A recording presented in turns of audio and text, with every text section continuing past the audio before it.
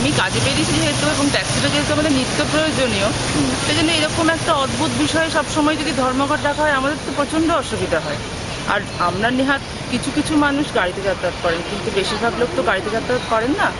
ট্যাক্সিতে একটাই উপকার, সেটা হচ্ছে রাস্তাটা ফাঁকা থাকে, যাতায়াতটা বেশি তাড়াতাড়ি করা যায়, কিন্তু এছাড়াও কিন্তু মানুষের আর কিছু উপকার হয় না। তবে আজকাল মানুষ মানে ধর্মঘটে যেহেতু অভ্যস্ত হয়ে পড়েছে, সেই জন্য এটা খুব একটা বেশি বদল করে না আমার মনে হয়। না হলো ঠিক আছে। ওরা যে দাবিটা করছে যে ওদের উপরে মিথ্যে জুলুম ঠিক আছে, ইত্যাদি, কিন্তু এটা তো আজকে নতুন বিষয় নয়, এটা তো পুরনো একটা বিষয়।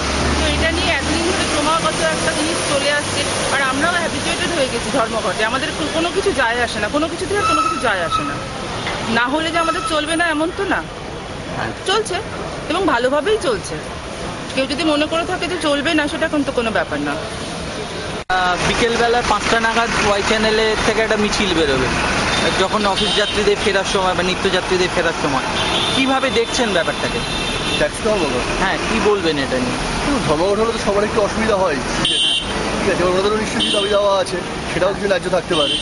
এই তো ওদের আপনার কি মনে হয় যে এই হঠাৎ করে এরকম ধর্মঘট বা ট্যাক্সি নিয়ে এই যে একটা দীর্ঘ সময় ধরে একটা সমস্যা চলছে, কি মনে হয় আপনার এটা আসল সমাধান কি হতে পারে?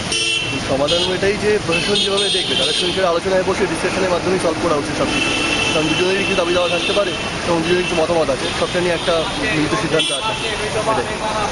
আপনার কি মত? আপনি কিভাবে দেখছেন ব্যাপারটা?